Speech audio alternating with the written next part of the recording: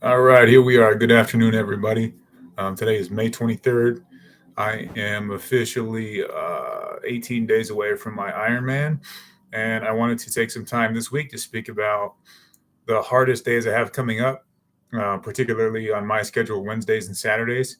I want to talk about what I have discovered that works best for me, what has increased my performance, my volume, output, my strength maintenance, and my overall scheduling and 6 day training week with 1 day off. Um, Versus last year, when I compare last year at this time to this year at this time, I'm confident that I've made significant gains in my physique, in my endurance, and my ability to train with intensity for longer durations.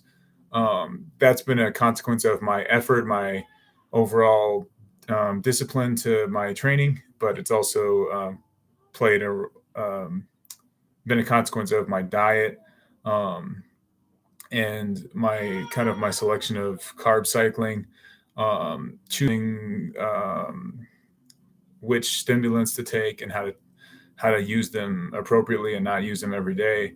Um, so the first thing before I get into like the structure of my heavy days, I'm going to talk about will just be kind of the overall weightlifting and kind of the muscle group scheme that I have kind of built in over the last couple of weeks after my marathon on May 7th. So following that week, I got right into weightlifting, and I tried to leave Wednesdays and Saturdays open for longer cardio sessions, swimming, biking, and running specifically. So at this point, I'm doing 2 a day Mondays, and occasionally 2 a day Tuesdays, where I virtually hit my entire body with weightlifting, except for shoulders. So Monday is kind of like a chest and legs day, where I have two separate weight workout sessions, including my lighter cardio.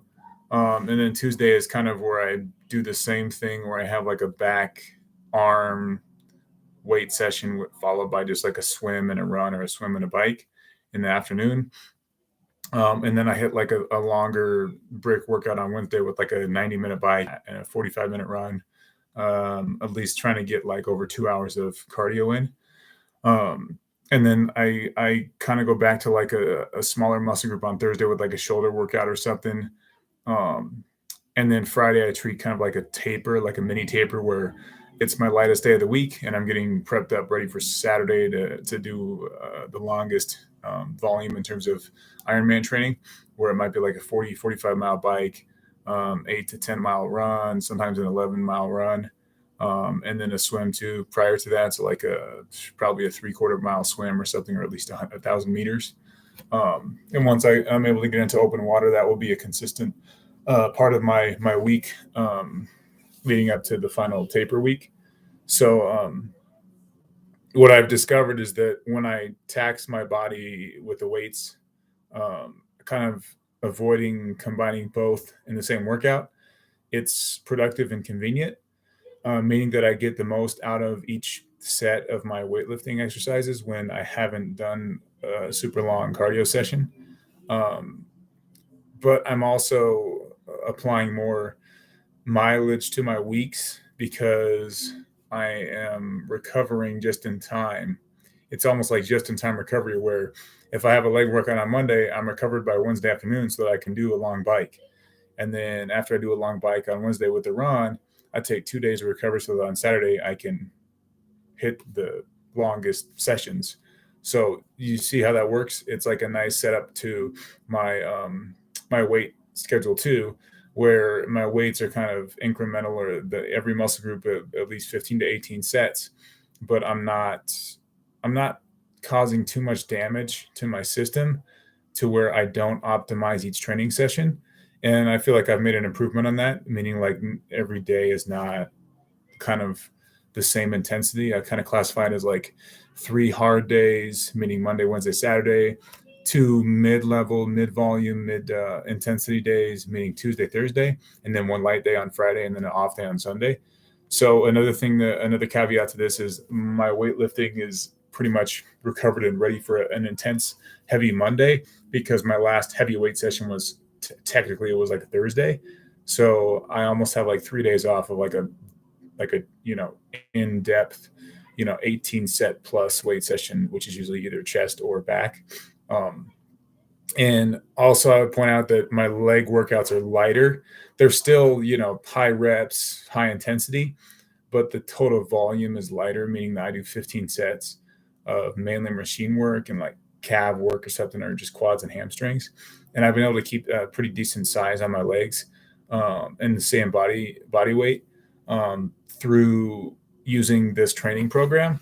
And what I'm going to do is now that I'm certified as a trainer, I'm going to draw up and build out my program that I've been using.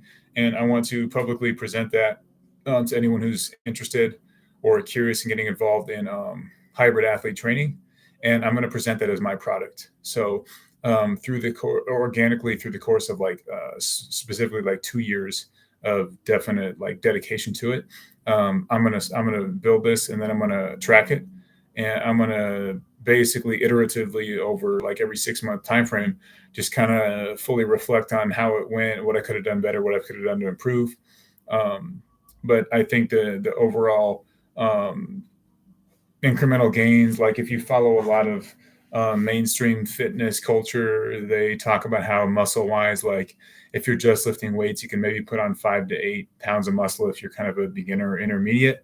And then more you get into the advanced realm of things, it's more of like 3 to 5 pounds of muscle every year would be even a great outcome, especially when you're not using steroids. So I think running is similar. I've been running for like 10 years now. So I'm not gonna train hard for a year and then and then run 5 minute miles or 5 minute and 30-second miles, like, for long distances.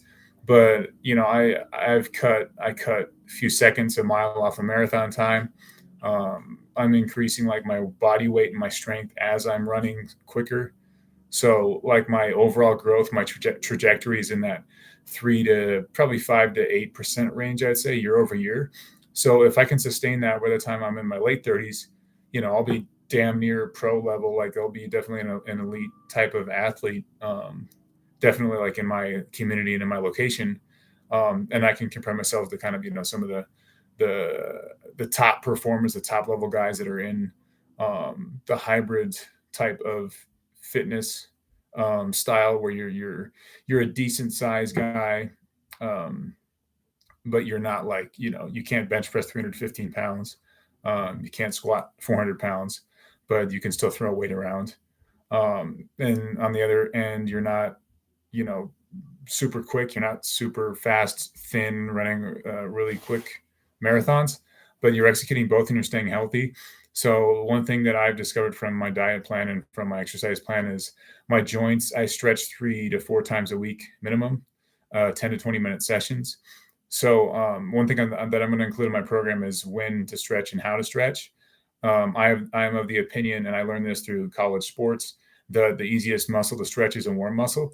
So static stretching implies that you are seated in a stationary position. You're not moving, and it's like you're sitting down, touch your toes, something like that, or some of those, like yoga type stretches where you're doing like a specific, back arch or back stretch or holding a position that's static.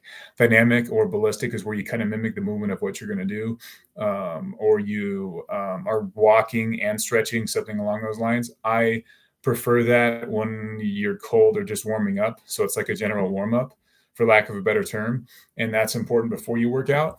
But if you're trying to increase flexibility in the short term, it's definitely important to stretch after exercise as well. So I'm going to include that in all of my programming and all of my kind of recommendations. Um, back to kind of the week and how I've the observed improvements that I've seen and that I've made within my own program. Um, there's overall increase in volume, and my performance is increasing at the same time as my volume is. Meaning that last year, if I did a long bike and then I went to run on the treadmill, or I went to run outside, I was running like 7.5 to almost 8 minute miles. But now, I did like a 90-minute bike the other day, and then I'm able to do a 40-minute run at 7 minute miles. So I'm able to keep a marathon pace. What I have like just around 7 minutes for a longer distance now, and I'm also increasing volume on my bike at this stage more than what it was the previous year.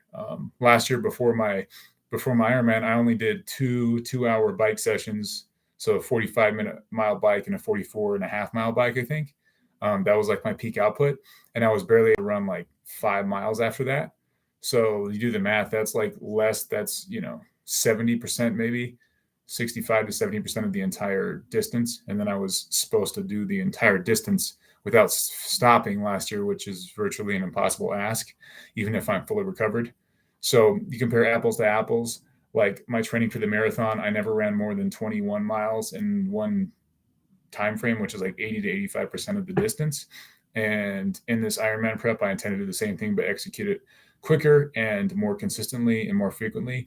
Meaning, like, I'll combine a 45-mile bike with a 6 to 10 mile run, probably 3 to 4 times, and then I'll also be doing more swimming, active swimming, like in the pool and open water, leading up to the date. So I think it's important to kind of note that like my training has gone, as the training goes, thus the event, or thus the day of the competition, the day of the race goes. So it all ties into having realistic expectations, and I'm super confident that I'm going to cut a significant amount of time off of my Ironman time from last year. So headed in the right direction, and also heading in the direction of like fine tuning how I want to approach my training from here into the future. And like here, as I finish through the summer and I run like another half marathon in July, and then probably select another event in September, and then I hit October for an off season. So I'm like, 2.5 months into like my endurance season, but I still have at least 3 months left where I kind of fight the battle of not getting too thin, but also like increasing my performance with longer runs and bikes and stuff. So it's a fun game to play, and I hope that gives you a better idea of kind of how I structure my workout week, with like targeting every muscle group, but really only doing maybe chest twice or back twice. I consider like 1.5 workouts, meaning like if I have one of those longer brick workouts, I might do some extra pull-ups or something, but I'm not going to do like barbell rows or anything, major for the muscle group twice. And legs is definitely just a once a week kind of type of workout where I'm not trying to build my legs. I'm just trying to maintain. But the older I get and the more muscle maturity that I get, I realize that I don't have to be afraid of getting chicken legs if I take 6 months off of like hard leg workouts. So the nice thing is now that I'm in my 30s, I kind of feel that reinforcement of like, hey, you've been lifting weights pretty hard for like 3-4 years now, at least 4 years. So you're kind of building that muscle maturity where it's kind of like the metaphor where like if even a bodybuilder that retires, they shrink, but they're still like big. They're still noticeably big. Like you look at a guy like Jay Cutler, who's all over social media. Like he was Mr. Olympia back in 2010. And now 15 years later, 14 years later, he's still like bigger than most people. He's like 230, 240 pounds still. And he's in good shape just because he works out. Like he does machine work all the time.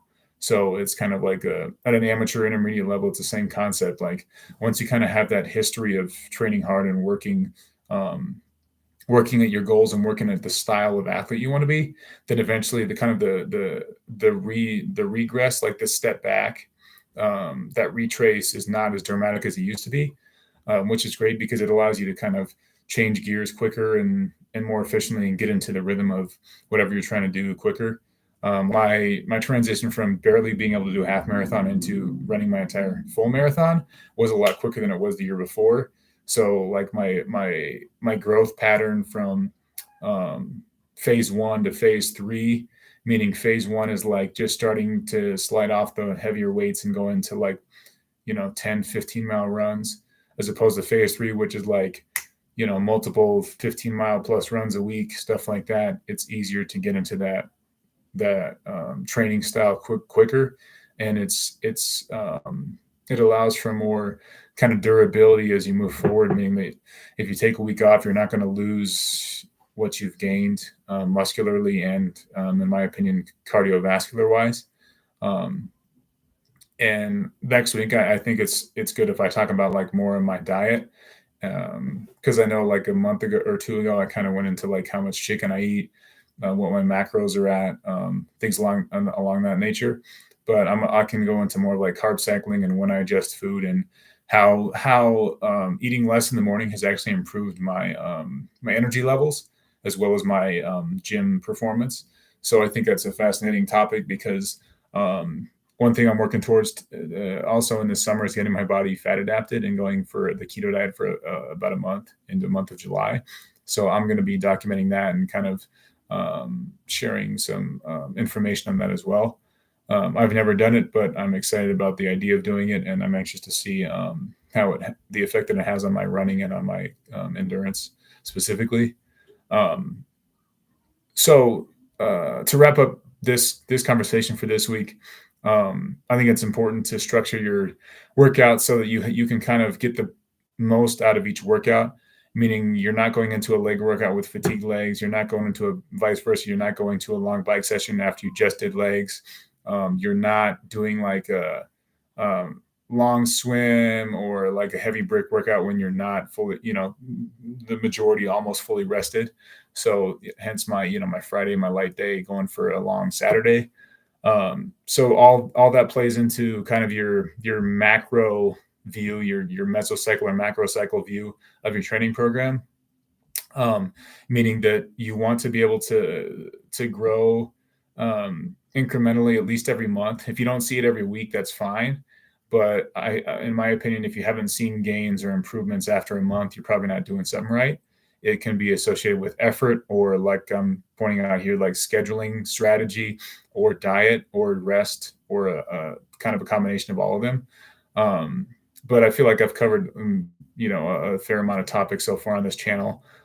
Rest, scheduling, planning. I did an episode on kind of fitting your life around your fitness and making it an important part of your life, and that we all have enough time if it's important enough to you. I've gone into nutrition, but not deep enough, but I will. So I think that's all I have for now. Hopefully, I get more people on this channel. So whatever would make it more interesting, feel free to drop a comment. And anyone who sees this, definitely subscribe because I have some nice shorts and stuff too. Some of them are kind of comical. Some of them are just related to kind of what I like to do or what's on my mind. So until next week, hope everyone has a good week. Thank you for listening, and we'll see you next time, and enjoy the start to the summer.